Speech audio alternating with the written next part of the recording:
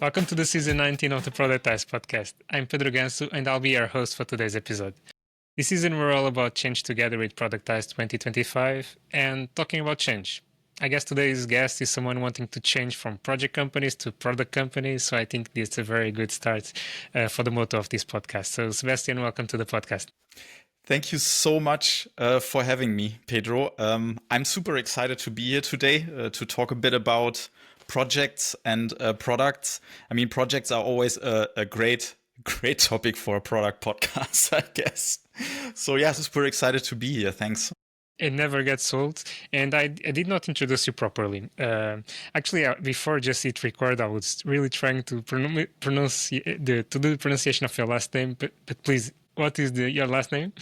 So the first name is Sebastian. The last name is Borggrewe.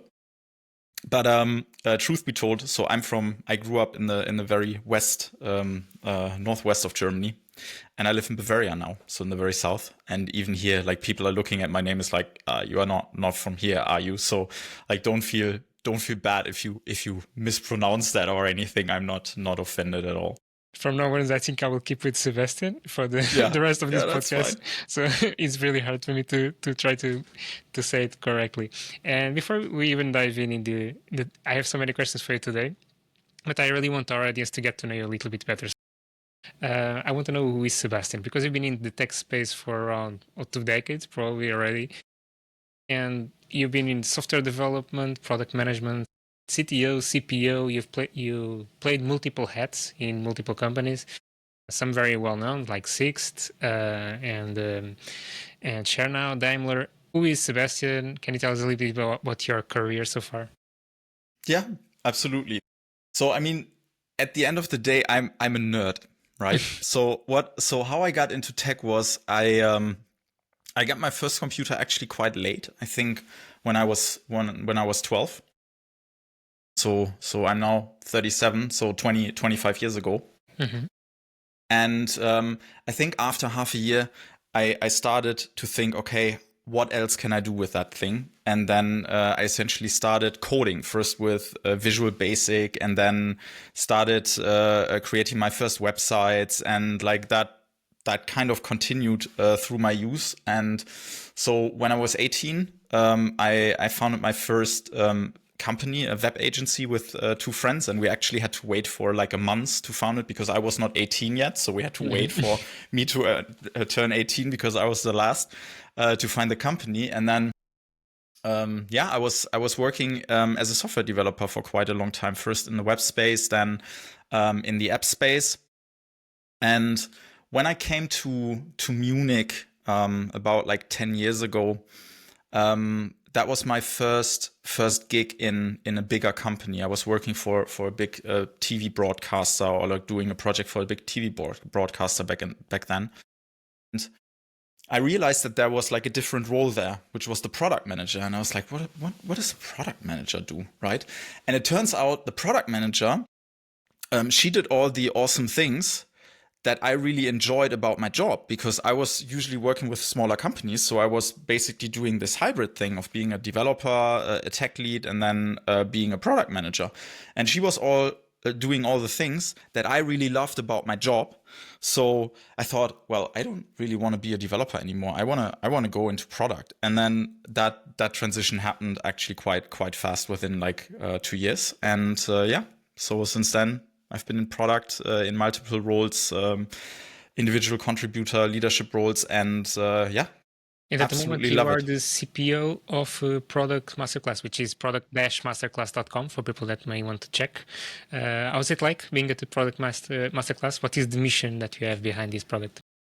So actually, we founded that. It's a company I founded with my friend Thomas together, and it was kind of the attempt. So we piloted actually 3.5 or 4 years ago, because through working with like a lot of different companies, I just realized, hey, there is actually a lot of improvement potential in the product space in Germany in general. So I think we are not exactly where we want to be at the moment, and we just saw like a lot of potential to improve. And my co-founder Thomas, he got really sick with 99% of the apps he was using on his phone all day were from the US. So we thought, which is a nice motivation to start. Exactly. And then we thought, all right, so how can we improve that? If we can help product managers to become better and to serve their customers better, then that's a first great step into the right direction of helping also European companies being more competitive with the US. And my extra motivation, to be honest, was like, I'm a developer by background, and I just wanted to make sure that there are less shitty product managers out there, because as a developer, it's like very painful to work with people who can't do product well. Not that a lot of people are not doing product well, but it's just saying there's a lot of people that are not doing product well. So that's something we can say in this podcast. All right. Okay. So, but that's not my lens on it. Yeah, it's my lens on it. Yeah. Yeah, I got it. I totally got it. And from all these companies that you've been so far in these past 20 years, how would you say is the balance between being project companies and product companies? Looking back, no filters, like, what would you say? That's an interesting question, because I think it depends a bit on the age of the company. So there's a lot of different factors to it, right? So when I look back at the companies I think I was very lucky in the past that I was in good product companies. And I mean, you always have your share of projects in companies. That's the way it is. So I'm not going to say like the companies that I worked for were only doing product. No, they were also doing projects, obviously. But I would say that in the past I had the opportunity or the fortune to work in companies that were very product centric. But I think what kind of like also was the motivation or like triggered us writing this book here is so from project to product mode, which is coming out on the 1st of July,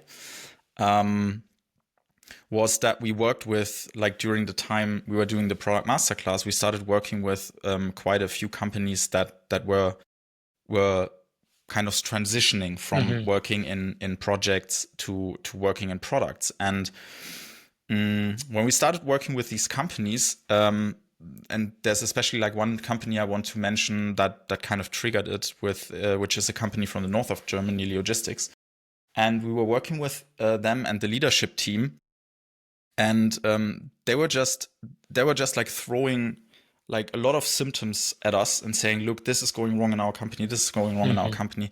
And so how can we change this? And the cool thing about the company was that they were very transparent and very open about everything they were doing, and that gave us kind of this unique insight into like how these things interconnected. And once we kind of got that figured out, that led us to 7 challenges that a lot of companies that are making the shift are facing. And then we reflected back to what we've seen in the past, and we saw, oh yeah, this was like challenge 1, this was challenge 7. So we could kind of connect it. And and at some point we thought, oh, maybe that's worth writing down in like a blog post or something. And that got bigger and bigger, and that accidentally turned into a book. So it was actually never the intention to write a book about this. But one always stumbles upon these opportunities. Yeah, it's so, yeah, I mean, like in hindsight, everything always looks like a great plan, but the truth is most of the times it's really not. It's just the sum of the bumps on the road that makes who we are today. Yeah, exactly. I really want to go into that because even personally, I started my career as a project manager for consulting at Deloitte. And then I also stumbled more or less by accident into product roles. And I had to actually transition a little bit myself into a product mindset. In today's episode, I want to pick up your brains because I have so much knowledge on it on both things, which is how a company can transform from project to product, and how an individual contributor can also adjust whatever his background is into a more product mindset. So I want to cover on today's episode a little bit on those two. I would say inspired, educational, overwhelming, very practical, challenging, thought-provoking, meaningful, enthusiastic, nice people, innovation, and fun. Product growth mindset. New connections. Join us at the coolest product management environment this October in Lisbon. Focusing first on the company side, why should even companies move into product? Why? What's the benefits behind, okay, we're just delivering projects to clients. They pay us this amount if we deliver this project. Why should companies should stop and think, is there any benefit for me to change and go to a product company? I mean, first of all, it's worth noting that projects, and so product is not necessarily better than doing projects. I mean, there's a lot of companies and also consultancies out there that are very successful doing projects. I think the one thing where people think, hey, maybe it's worth transitioning into a product is if they want a more scalable business model. So that is most of the time what we hear, what the motivation is to go into product. It's not necessarily that the companies voice it like that, but there's all these kind of problems around how they operate at the moment, that they say, hey, I want to move more into the product direction. And I think so like if you have like this pure project mode, there's nothing wrong with this really. But so what we are talking about in the book is more this state when you are trying to build a product through projects. So there's like this concept that I get it. And there's this concept that we came up with called project stacking. So and this happens, to be honest, a lot in companies that are in the B2B space, right? Because B2B is usually like the starting point is usually you are doing a project with a client, and a lot of companies started like that. Even SAP is a consequence of a project, to be honest. And it's and then this thing comes up in the company where they think, all right, so we build a project with this client, so like there's like code there is something there that we can reuse, maybe we can sell that again. And then they go out and try to sell this again, and then like you have a next client, but they just need things, tweaks. Tweaks. Like let's call them tweaks, right? And then you do that again and again and again, and then after a while you have this monster of like exceptions in your code, in your product, and it starts breaking in all ends. And this is usually when companies come with these symptoms and say, all right, this is breaking, this is breaking, this is breaking. And I think that's when it's really helpful also to read into the book to understand the connection between the different things and the symptoms that you see there. And that is usually the point where people say, all right, no, we have to transition into a real product company, because the way we are currently doing is not scalable, because we have to maintain all these exceptions. So the great goal of scalability is not doable if you have like 200 exceptions and modules for clients that you want to kind of package and customize into a product. So I got it. And just for the benefit of everyone, a bit of a definitions here. The difference between project and product, and to correct me, is project is kind of end game, where you have scope and definition, and this is what I want. I want this pen that wants to be black, and I want a hole on the point. This is a project. You have a scope and resources and money, and you finish it, and it's done. This is a project. When you have a product, that I have something to write down my ideas. Can be a pen, can be something different. So it's not I just have a problem, and the product will fix it, and probably the problem will evolve, but it does not necessarily as an end to it. How would you correct me or add something on top of this? What is the difference between projects and products? No, I think you're spot on here. I think I would love to add a couple of things. So, I mean, let's talk about like software projects. Usually, you have a clear scope, you have clear requirements from the client, and then you build something for this one client, and then you ship it, and then maybe, yes, you do also iterations, but these are usually done also extra project, but it's just like a project for one customer. And when you look at products, what I'm like thinking of is a standardized solution that you can ship out to a whole segment of customers. where the customers can customize the product for themselves. Whether it's through like standardized configuration. I mean, we are recording in Riverside here, so we have like a lot of settings like microphone, camera.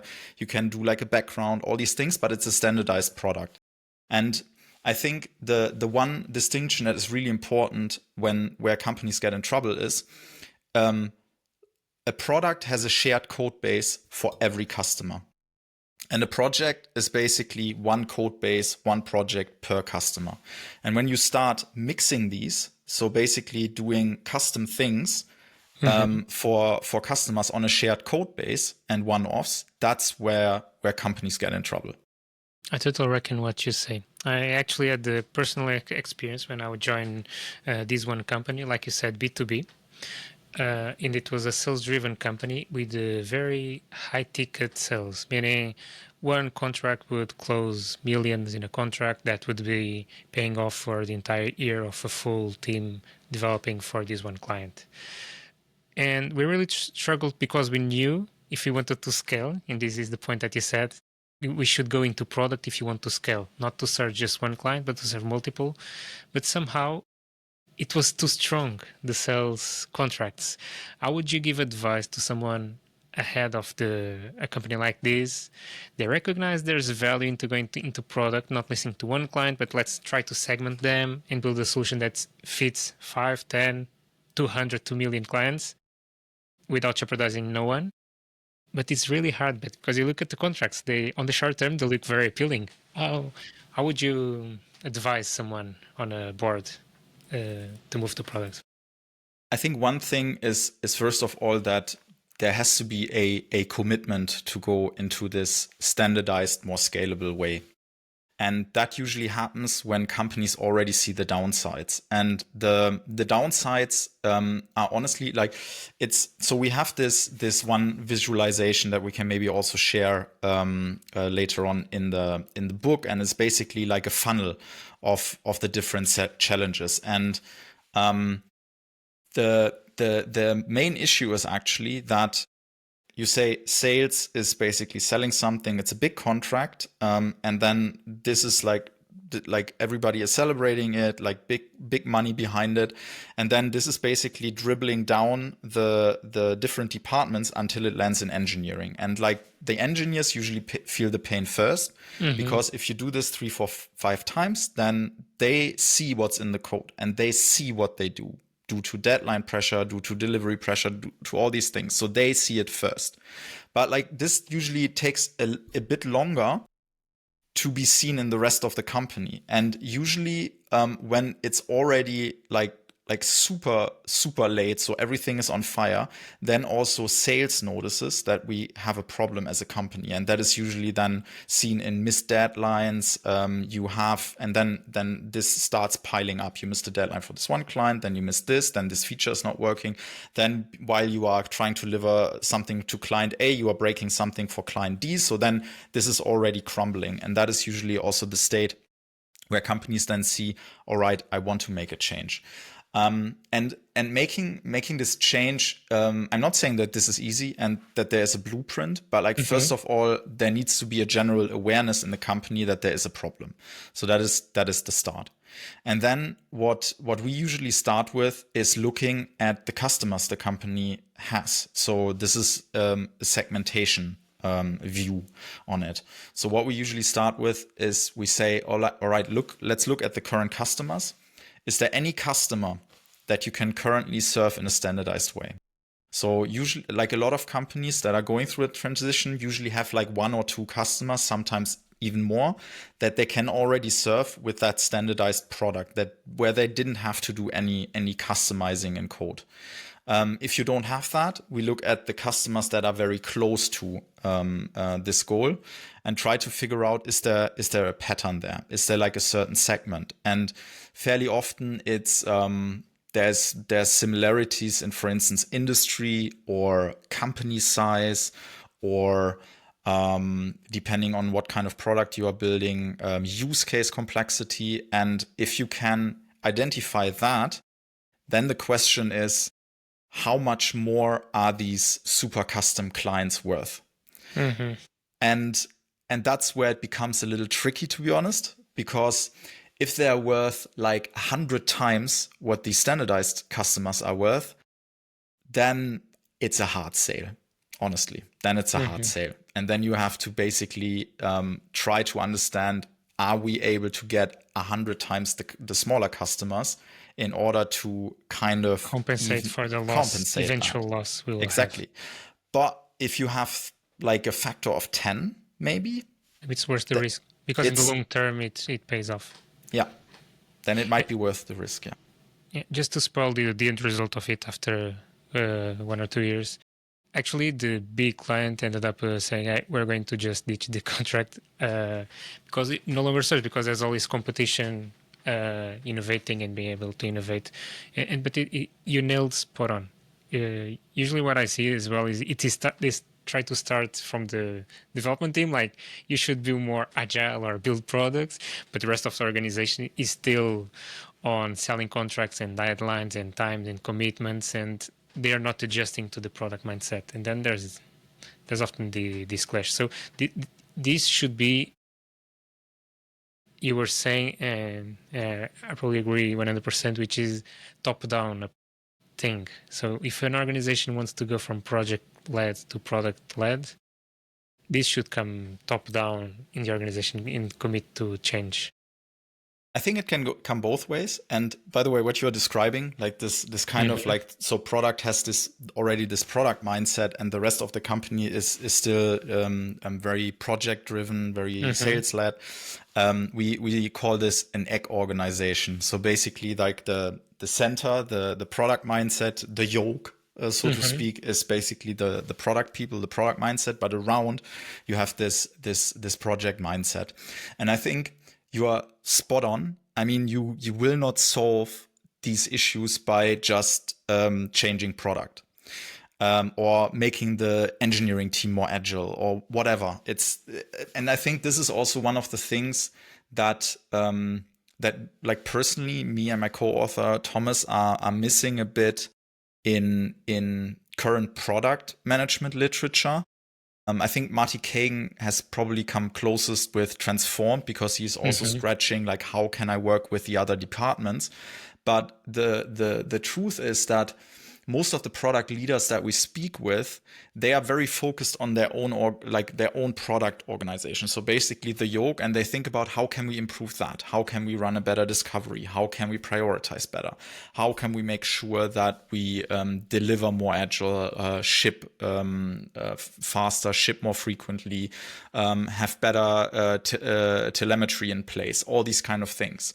And it's important to do that, but that doesn't change how the company operates. Because if you have basically a sales team or like a strong founder or whatever that is still thinking in selling this extra complexity and these one-offs in customers, then this is a very misaligned view of the world. And then you get this clash of this project and this product culture. And then the question is, how can you change this? And I 100% agree that part of it has to come top down in a certain way. But it's also something individual contributors and product leaders can do to foster or like to start this conversation. And the one thing that we always try is to go to the other departments, because after a while, as you also said, they also feel the pain, right? Is what can we as product do in order to make your situation better? And then what this usually leads to is that you can, I don't want to say sneak in, but then you can basically start a conversation about scalability. Because scalability is usually the one thing that people can agree on. We want to have a more scalable product and a more scalable company. And then you can talk about how you can get there. And this is never about like assigning blame to sales. So whenever I always feel a bit bad when I say sales projects, yes, because I mean, this is how the company grew, how they became successful, how they are probably also incentivized. So sales are not the bad guys here. It's just a matter of figuring out together what the future direction of the company should be. Got it. And to be honest, like you're saying, is not sales guilt when they are given incentives for it. If I work in sales, I would be given incentives like, this is your salary, this is a commission for every sale you make. And by the way, no one tells me that I cannot sell things that we don't have yet. And I can go to the client and they ask, hey, can you do this in black?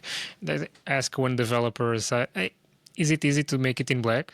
I can make a sale if I say yes. So let's maybe the developer say yes. It's not that hard. So it's their incentives.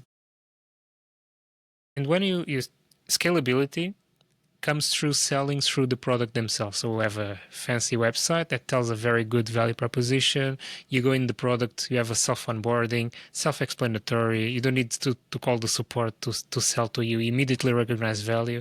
You start using it probably for free. Then I recognize so much value in this product. I will purchase for a subscription. There's no salesman involved in these processes. So for an organization to change, my question is, should we also change the organization itself to go into project to product, meaning redefine roles, redefine people's missions to accommodate this? Yeah. I mean, what you are describing is already like the full-on product-led version of it, right? And if you look at the starting point of a lot of companies, I think a lot of companies would already be very happy if they can sell their product in a standardized way in terms of we don't have to adjust it for every client. I got it. And I think in B2B, especially in highly specialized B2B applications, this is not as straightforward as in, let's say, an application like Slack or I don't know, Google Workspace or whatever, right? So it's these are sometimes applications that are very deeply intertwined with the core value production of their clients, and so it's often not that straightforward. So I think the first step is rather looking at like segmentation and see like, is there customers that we can sell in this or like sell to in a standardized manner. But then afterwards, obviously, and that is I think what you were hinting at, is it's about like enablement also of people to do that. And let's be fair and start with product. So just because your role is, or like your title is product manager or product owner, or whatever the title is, doesn't mean you are doing product. Let's be blunt there. Mm-hmm. Sometimes you are doing project management, which is fine. It's not an offense or anything, but you are just not doing product. Mm-hmm. That needs enablement, and that needs training, and that needs coaching to get people to understand that their task is not to get like requests from clients or from stakeholders and then put requirements to it, put it in the backlog and let the developers deal with it. But now the task is to go out, talk to customers, also talk to sales, understand what is the need of the market, come up with a solution with engineering and UX, and then basically create something that sales can sell in a standardized manner. That's the product perspective, but also the sales perspective has to change in a way that now we cannot just promise everything, but we are promising the capabilities that we have, or the capabilities that we have planned like for next quarter and that are already fixed because we have validated them and we know that there is a broader market out there. And it also changes how marketing needs to operate, because all of a sudden, maybe if you have like these 5 big clients, then marketing efforts are mostly about like spreading awareness, getting big clients. You don't really need this like big funnel of leads. So that also needs to change a lot. And you have to look at all these different puzzles and pieces and readjust them a bit in order to make this work. And sometimes, like sadly in these kind of transitions, also some people say, hey, this is not the role for me anymore, because I don't want to transition from being a project manager to being a product manager, or and that's okay. And that's also fine. Absolutely.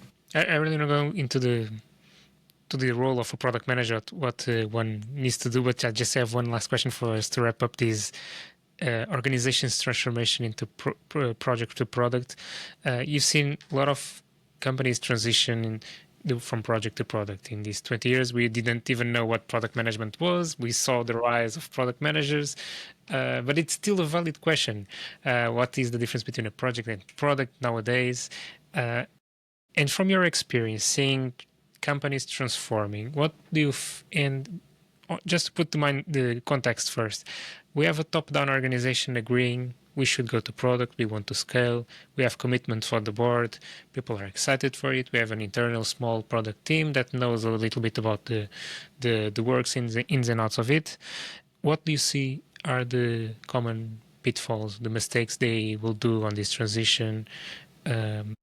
What is your experience, the struggles they face moving to project to product? I think so let's start with the product space first, or like the product management space first. So one of the things that we see fairly often is you change the title of someone, so from project manager to product manager, and they're still doing the same thing. And if that happens, then they're essentially expecting someone else to tell them what to build, but that's not the task anymore, really. And if the organization then doesn't help these people to understand what their new role is, then they can also not serve the rest of the organization, and they cannot really build products. And there's different ways how to deal with that, but one of the ways I see that is really good to bring in an experienced product leader that has seen these kind of transitions and that knows how a product organization works, or bring someone in from external that can help upskill the product managers. I think this is one, like the roles, the titles change, but the role doesn't change. I think this is one of the things that we see quite frequently. And this change is hard because it's very important that you express this very explicitly, that you basically create new role descriptions saying this is the job now, this is your responsibility. Define the goals for the people and for the product. And exactly. And then I think one of the things that we see also happening a lot is you change product. So you change away from this project setup within product management, or you set up project management, but the rest of the company is not changing. So sales is still trying to sell these one-offs and these projects, and product, or like the project management before, it just has like a different name and is trying to do discovery and all these kind of things, but they're not really necessary because like everything is in the contract and the requirements are clear from the get-go. And then this egg organization dilemma starts happening. I think this is also one of the things that happens quite frequently, that product changes, but the rest of the company doesn't. And then this is also not very, very helpful. And I think the last thing is that there's this notion in product where people say you have to say no, right? So you have to say no to things so that you can focus on the right things. And there's like this thing in some organizations where this becomes a little too strong, in the sense that they don't really work with their internal stakeholders. They don't work with sales, with marketing, with operations, but they are just like blocking everything. And I think this is also one of the things that you need to avoid. You need to, the goal here is to break down the silos, not make them bigger and create a new blocker in the organization, but create an enabler for the organization to be able to scale. Yeah, that's a very good insight. In the contrary one, because most often we hear product managers should say kind of a bluntly no to everything, but it's not correct. It's like, yeah, let me hear why we are asking for it. To drill down the problem. If this suits the segment we're serving, that's a very good insight. And I'll just summarize then the common mistakes from product to product. You mentioned skills enabled from product people, decision process, the sales still behaving the whole way, aligning everyone. Like the goal should be clear. We're moving into a different mindset. It's going to be hard. We need to readjust and learn. Super good. Let's go now. Talk a bit about the profile of a product manager in an organization that may be struggling with these projects. It's funny that you mentioned you often people just change the role title. Actually, I started my role as a product manager being a project manager. I just swapped my title, but in the end, I was just shipping a project, talking with the client, what do you want? We schedule it, we deliver it. What's the next project? But my title was already product manager on my first ever role, and then I found some of the interesting things about the actual role of a product and start transitioning. What do you advise for someone listening to us? They probably are a project manager. They fancy going into product, and actually I've talked with dozens of people recently that are in this exact situation. What is your advice for these people wanting to change the product? Well, I mean, at the end of the day, what I would advise, take charge, right? Take charge. If you want to make that transition, there's so many resources out there to get into it. And there's great books. I think Marty's books are absolutely fantastic to get started. There's great conferences like Productized that you can go to and meet other like-minded people. But I think the most important thing is that you have someone in your day-to-day that helps you apply it on the job. I think that is the most important one. And this can be a mentor in the company. Mm-hmm. That is the best case. So I was very lucky when I transitioned into product that I had a great product leader that helped me to do better in product. But not everybody is that lucky. That is a given. So then you should figure out a way to get this insight and this help externally. And I mean, this is one of the things that we thrive for with the Product Masterclass. So we have an 8-week program where people can just work on their products during the 8 weeks and basically get input on all the different steps that we consider important to get into a product mindset. But this can also be a dedicated product coach. And I think this is worth investing into, because at the end of the day, books are great, conferences are awesome, but getting into that mindset requires just like getting into it and getting your hands dirty on a daily basis. And the other option is you could change the company and find a company that really works in the product mindset, but that is just sometimes a little harder if you worked in a company that is in this project mindset and you haven't transitioned into the product mindset yourself. Then it's a very hard thing to do that. It's not impossible, I'm not saying that, but it's just a little harder to do that, I would think. Got it. So very, very good advice. So pick a mentor. Probably sometimes you want to say pick a mentor, pick a company, and pick some training like your program, or a ton of books are written out there to start immersing yourself with this product knowledge. And there's also great free offers out there. So there's, for instance, an organization in Germany called the Mentoring Club that I want to make a shout out to, that where you can where people are just volunteering their time to mentor you.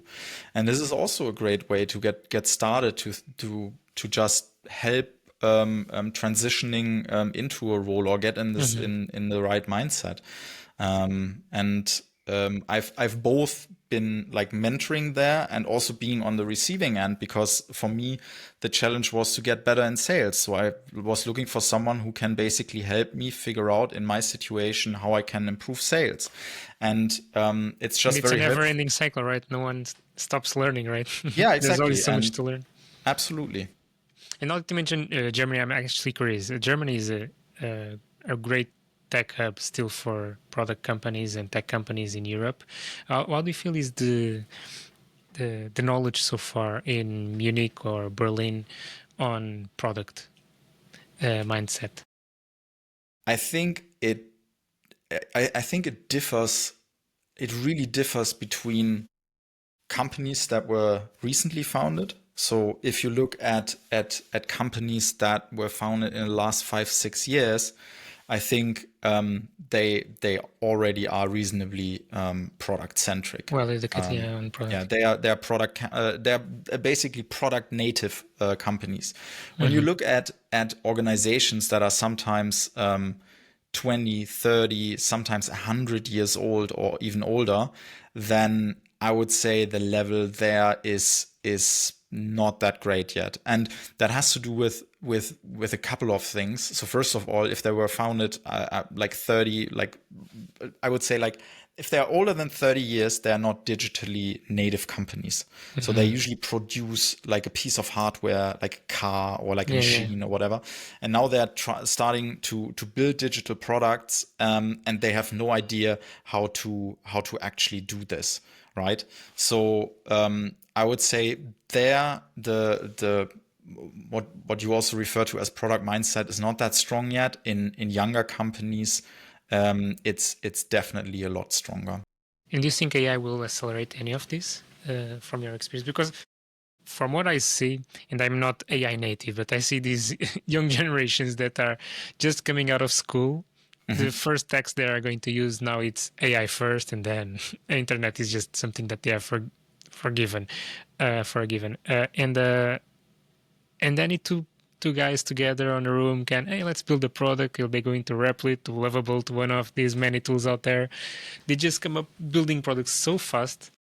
They may not even know what is product, but they're already starting to ship something and test it out, which is kind of one of the principles of being agile, which is breaking fast. Do you think this will change the way we do product AI? Yeah, undoubtedly. Also, I think it will become even more important that you have a strong product mindset, that you have a strong mindset of how can I solve problems for customers, because building solutions gets easier and easier. And I'm not even talking about like I'm not gonna do like a populist move here saying, oh, we're gonna replace all the developers and the product managers are just gonna code with Lovable or these tools, right? So at this point, I think they're great prototyping tools. They're even great tools to build like small things.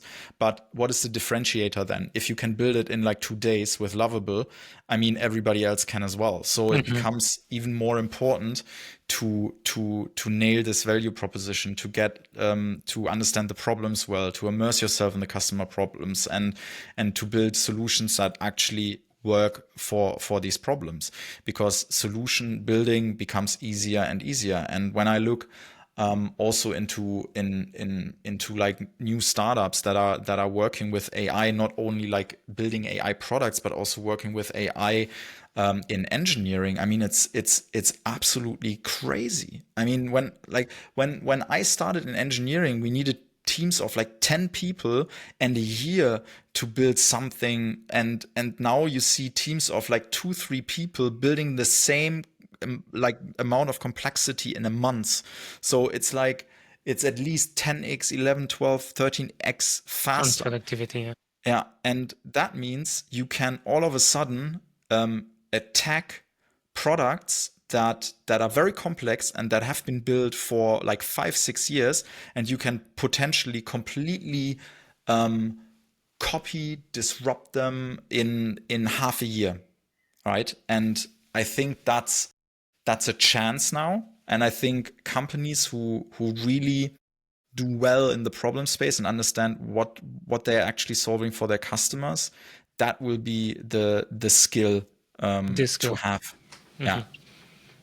Not like sorting a backlog or like making sure deliveries on time. It will be secondary after all the speed that we're going to be given. And And it's not only on the delivery side, right? Because I find myself sometimes reasoning against ChatGPT and ask them, what is the size of this market? What is competitors on this? Imagine I want to do this. What would be your approach? I find myself making this kind of questions, like I have a peer PM on my side that to whom I can discuss ideas with. What is your approach on it so far, on the discovery side, not only on the delivery? Yeah. I think so. First of all, I think on the discovery side, like solution side of discovery, I mean, it's absolutely fantastic. Like building prototypes with Lovable. I mean, there's also like a ton of other tools that can do something similar. That is just fantastic because you can get something that is in your head into customers' hands like very early to test small things. And this is great because it's just very easy to do. So solution side, love it, absolutely fantastic. Problem space side. So I think that AI can be very beneficial in some ways. So for instance, if you wanna explore, like do research on market size or like total addressable market. So everything that is really like fact based. And if you really make sure that you do a user model that can really do deep research and give you the proper sources for it, then I think that can tremendously speed that up. So everything that is kind of fact based. But when you go into and want to immerse yourself in the problem space, you still got to talk to people. And I think one of the things that people are trying, and I'm not saying that this will be impossible sometime in the future, but they are trying to kind of outsource this knowledge of the user to the AI. And they're asking, so what is the problem of the customer? And maybe there's like something coming out of it, but also in customer interviews, it becomes interesting when you dig deeper, right? When you drill deeper and when you learn about, okay, the situation that the person is in and where that problem exactly occurs and what they have tried in the past to solve this problem. So I think this is still something that you can't really outsource to AI. AI can help you analyzing the interviews. So basically spot tagging certain things, but also that is, to be honest, not perfect yet. So this can be a great assist there. But honestly, it will never replace the face-to-face communication with the humans I that don't will know. buy you. I don't know. Actually, I don't want to say never. At this stage, we can never go with these bold predictions anymore. Yeah, I don't want to say never, but it, like, for me, this is the thing you still got to do. And I mean, I get it. I get why people don't talk to customers, right? Organization makes it hard. The organization is not really incentivizing it or asking for it. And if you are like a developer, for me, oh my God, like my first customer interviews, I was nervous I didn't want to do this. So talking to someone that I've never talked about, like stranger, like I didn't want to do this. And you gotta get over that feeling, right? And say like, yeah, but it's important. So, and you gotta make a habit out of it. And then this feeling, maybe I'm the only weirdo here, but like I've seen it also in the past that people are kind of trying to actively avoid it, talking to strangers. So maybe there's the opportunity there, right? When everyone is now being scared of talking with people, maybe there where lies the opportunity. Yeah, definitely. And besides AI, because you've seen kind of the evolution of the role for the how many years that you've been working in the tech space. From they came up with project managers, product owners, scrum masters, product managers, product evangelists. I've seen scrum masters. There's a ton of role titles out there now. And also a lot of tech transformations along the way. Blockchain being AI now, the latest one. There's always this kind of change ongoing. How do you see product evolving in the next upcoming years? How do you see the role looking to how it has been transforming? A product is accessible now more than ever. If 20 years ago this is not true, we're talking about what product management is, and we are starting to see the first conferences, the first books. Nowadays, there's a good offer on books, not enough. A good offer on conferences, still not enough. But we kind of know what the role is. There's not much official training in schools and such, but we're getting there. But nowadays it's much more common. How do you see the world evolving? Are we going to need more product managers, less product managers? What's your take on evolution? Yeah, that's a really hard question. I think, I mean, I don't That's really why have we a glass. record it on podcast Yeah. so that we can see. Yeah, it's like I don't have You a can glass see later. ball. But so, I mean, so let's look at the different possibilities first, right? So there's people who say, all right, you don't really need more product managers. It will just stay the same, and you need less developers because product can cover it, or it's getting more efficient, or whatever, right? I would like buy into that by a certain standard. I don't think we need less developers. I think we just need more highly skilled developers. So the question is, what happens with the juniors at some point? So that is a big question. There's also like certain theories or tendencies how we can deal with it. But I think the teams will get smaller in general, and that still. And then you still need someone that knows about the market, that knows about the customer problems. Does that need to be a product manager? Not necessarily, but someone needs to take that responsibility, right? Maybe it's also an engineer or a UX person that is doing this on top of their job. Right. So I'm not saying that this is impossible. And I mean, there's models out there, companies that don't really have product managers per se, but they have something like this. They have a role that is doing product for sure, but they don't really have like a lot of product managers in a company. But for me, it's really hard to predict whether you need, I would say there's a tendency that we still need more product people because there's so many digital products and things we haven't built yet. And I think there's a tendency that we will build more. So we need people who understand customers, who can basically ideate solutions with the teams that really work with customers and own product success in a way. So I think that we will still see a lot of product managers. I think also here it's important that we just become better.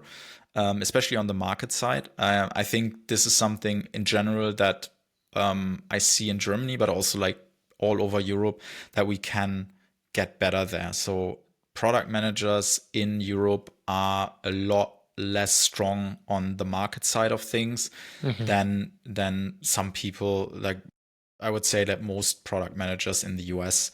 And we need to get an echo on this sales part, marketing part, all these verticals that we usually don't tend to look at so much. Yeah, and the money part, to be honest, like to be able to talk money, because ask 10 product managers how much their team costs in a week or two. Nobody is able to answer that. And that's important because if I decide whether I want to build something, I need to think about, okay, what are the costs involved? And what does it get me at the end of the day? And what kind of impact does it have in the product? And then you can also argue, yeah, if you do something for the customer, then you will automatically do something for the business. But that's not always the case, to be honest. Like just because it's good for the customer doesn't mean it's good for the business. And you need to think about these things. And I think this is a general tendency in Europe that we can get better there, and we should get a lot better there. Because if we don't as product, then also the rest of the company is not trusting us with decisions that impact revenue. That's the other side of the story, by the way, right? So product people always shout, I want more responsibility. I want more responsibility. But a lot of people don't want to be accountable for the outcomes, for what it does with the revenue of the company, what it does with certain metrics of the company. So you can't have one without the other. If you want to be responsible for something, you have to be accountable as well. So if you want to call the shots, what to build, then use the P&L, make a profit, or you'll get fired. Exactly. Then you also need to get shit. You need to get shit when something is not working out. And say, look, this didn't work out. I'm not saying that you need to get screamed at, but then you can say, then you have feel to the be responsibility. Exactly. Then you have to be the one saying, look, all right, this didn't work. We learned here, so let's try something else. And that's a very good insight. Because we are very, very biased to look at the talk with the customers. We need to build a product that is very good, solves problems for the customers. We are much more biased to talk about the customers, not so much about the profitability for the business. How much did I grow on revenue for my company? We are a bit skewed towards the customer, which in the end of the day, product manager needs to put the ads to serve the business and the customers. That's a very nice way to actually end this episode. Before I go, do you have any question that you wish I had asked you? Any thoughts that is buzzing in your mind that you want to talk about? That's a good question. First of all, thank you so much for inviting me. I can't believe that we talked for an hour nearly now. It was really, really lovely being here. And maybe only the one thing, if you are interested in learning more about the transition, or if you feel that your company is in a situation where you actually wanna transform a bit, or go from projects to products a bit more. So the book is out from the 1st of July. So maybe we can care to share the book image for anyone listening to us on YouTube? From Absolutely. Project to Product Modes, Exactly. A game plan to unlock scalability for B2B software products. Exactly. People can check it out from July 1st. Definitely. It's intentionally short. So this is like a good, I think, 150 pages or so. Mm-hmm. It's very actionable, and read it. Let me know what you think, whether we did a good job.